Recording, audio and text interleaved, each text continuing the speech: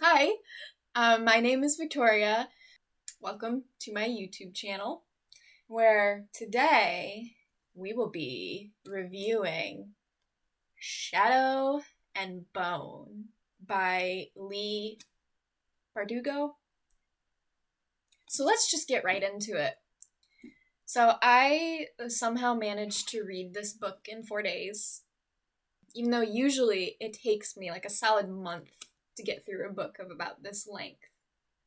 I'm trying to read more this year, though, so I got through it in 4 days. Now, as you can see, I put tabs down frequently, which, slowed me down while I was reading, because every time I put a tab down, I made sure to write a note corresponding to it and made sure I wrote down the color so that I didn't confuse myself. Because I noticed when I was going through my notes for the Chestnut Man for that review, I was kind of confused about my own notes. So I figured we should probably be a little bit more organized this time around. Got my notebook here with all my notes. The yellow tabs were plot notes. Purple and pink were character notes. Red and orange were world building notes. Blue and green were others. So if I couldn't really classify it a specific way, I put it up under blue or green, which honestly are probably the majority of the tabs I have in here are blue, and then pink. I've got a lot of pink. Towards the end, as I ran out of other colors, I kind of have mostly yellow, green, and blue. So yeah, and you can also see that kind of towards the end I stopped putting tabs.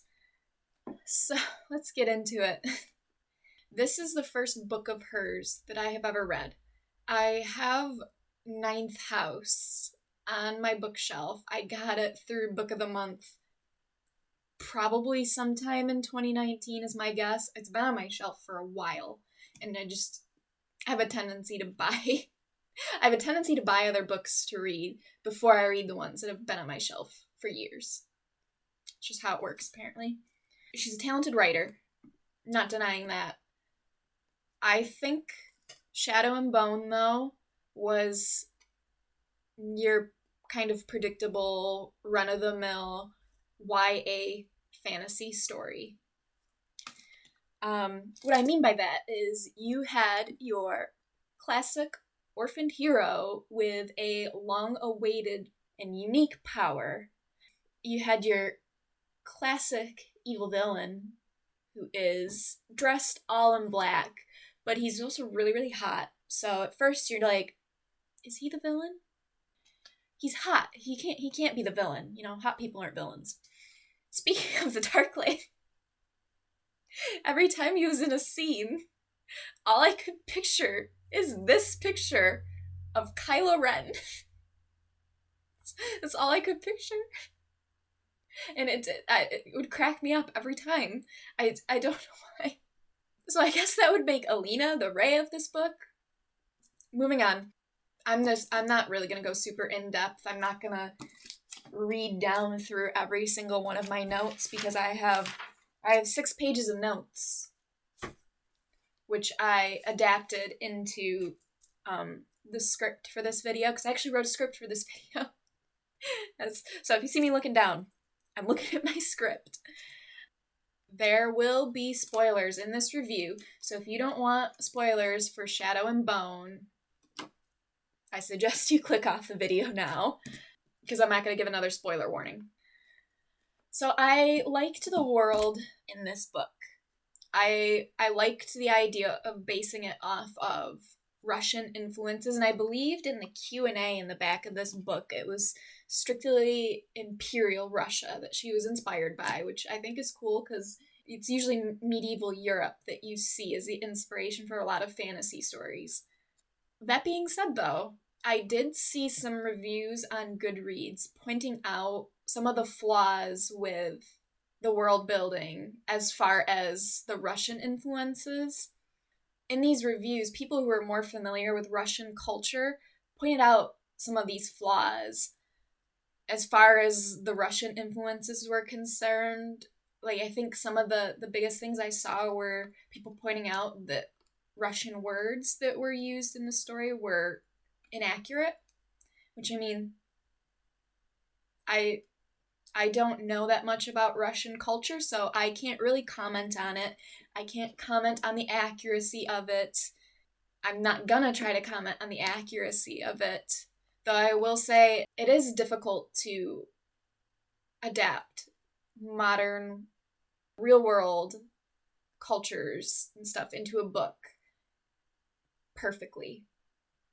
I don't think anyone is ever going to be able to do that perfectly and not have someone point out the flaws with it. And people are perfectly valid to point out the flaws, basically just trying to educate people and say, hey, that's not really accurate. Want you guys to be aware of that. I didn't go into this really expecting accuracy, though, because it is a fantasy story. The notes about the Russian culture is something that if you're more interested about, I can link a couple of the reviews down below in the description box so you can kind of check them out for yourself.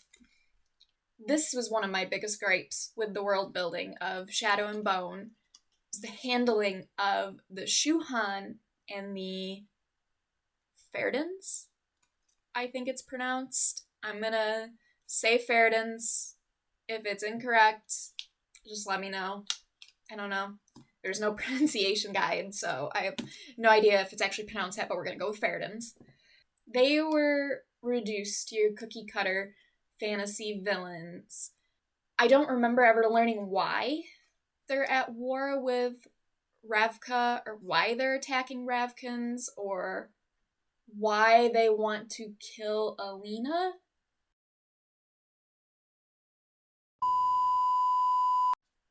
I don't know, not knowing their motivations or really the reasoning, and again, I may have just completely brushed over it, that kind of made the world feel very small to me.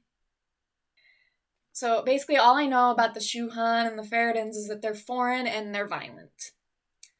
And that leaves kind of a poor taste in my mouth, especially where the Shuhan are concerned, because they make me think, and someone else commented this on a Goodreads review, it reminds me of the, from Mulan.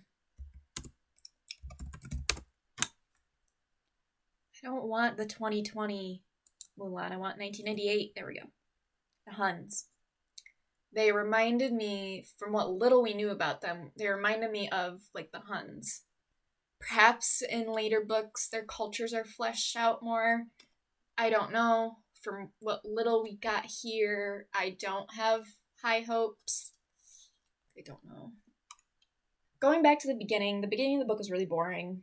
I mean, the most exciting thing is when they go into the Shadow Fold and they're attacked and, Alina's powers pop into existence. But it just was boring. Basically just your usual school, like, kind of montage of events where she's suddenly thrust into this She's suddenly thrust into this glamorous lifestyle that she could only ever dream of. She's having to go to school, and she's got all these mean teachers, and there's these mean girls. Well, mean girl, considering that it's just the one, really. Just the one. It doesn't help that there are quite a few of your classic YA fantasy tropes that are introduced really early. You've got the main character who thinks she's really ugly and average.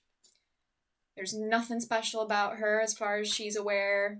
Oh, she's in love with her best friend, and she's also an orphan. Then we've got her best friend who is super hot, so of course he couldn't possibly have any feelings for our average main character, because, she's ugly and she's not special. He can get any girl he wants, including the super hot rival girl that's introduced and is seen only a handful of times after she beats up the main character in a scene that doesn't make sense to me, because it's one of those tired tropes to me that a rival is so angry about the main character that she completely forgoes all the rules she's known her entire life just to beat this girl up. And I'm like, really? We're still doing that? Where a rivalry is spawned based off of a mutual attraction to the same guy. Personally, I don't see the appeal in that anymore. When I was in middle school, Yeah, I would have been all over it. Would have loved it. Now, no, it's kind of tired, kind of overused. I have like a really disgusted look on my face. Continuing with our tropes. You've got the villain who is disguised as the good guy. He's also super hot, dressed all in black. Again, Kylo Ren. His name is the Darkling because, of course, that's his name. You know, the hidden villain has the villain name. There's a really funny meme. I'm trying to think of. I think I saw it on Pinterest once, where it was like a Tumblr post screen cap, and it was like someone talking about, oh, this character with a really evil name isn't evil at all. That's what it reminds me of. If I find it, I'll put a picture of it somewhere around here or flash on the screen. Back to the Darkling. It's quite obvious he is the villain, but, you know, we gotta hold up the ruse for suspense, you know, and also he's gotta have his little romance with our main girl, Alina. That's also another trope. The average girl draws the super hot guy's attention, and they have a steamy romance that threatens her potential romance with best friend. And then we've got our evil priest. He's got all the essentials you need when making an evil priest. Yellow teeth, black gums, ranting about religion and freaking out the main character, speaking about suffering, you know. All your classic evil priest characteristics. And then, of course, our main character, we're going to go back to Alina real quick. She transforms after discovering her powers and accessing them. And she is suddenly drop dead gorgeous. I mean, she even has the mirror moment. Like, you know, the one in Breaking Dawn when Bella sees herself in the mirror as a vampire for the first time. Alina has a mirror moment. She's like, wow, I am hot. Oh God, I look so good. I did enjoy the end of the book, though. I thought it was really exciting, and I really enjoyed Alina's anti-hero moment where she chose to save Mal and basically condemned whoever was nearby to be attacked by the Volcra in the Shadow Fold, even when the majority of them were innocent. I enjoyed that. I thought it was an exciting way to and it was an exciting kind of climax. And honestly, the saddest part of the book was when the stag died for me. I was really hoping that Alina would find a way to not kill the stag, but guess he couldn't live. I ended up giving Shadow and Bone 3 out of 5 stars. While I found it rather predictable and tropey, I did enjoy reading it. If I didn't enjoy reading it, I probably would not have read it in 4 days. I probably would have stretched it out over a few more days. But it was enjoyable. I'm curious to see what happens in the next book. Look forward to reading it whenever I get to it, which, you know, could be a year from now. I have no idea. So this is the end of the review. If you have made it all the way to the end, I really appreciate it. Thank you so much for sticking through to the end with me. I hope you enjoyed my review. If there's something you think I can improve on, please let me know. I would love to get some feedback if you're willing to give it. And also let me know your thoughts on Shadow and Bone, and let's see if we can get a nice little discussion going on in the comments. Nothing too aggressive, you know. Let's not argue. But I'm just curious what you all thought of Shadow and Bone. I will also be linking a couple of the Goodreads reviews that I found talking about the Russian culture, if you guys want to check those out. So I guess I will see you in the next video.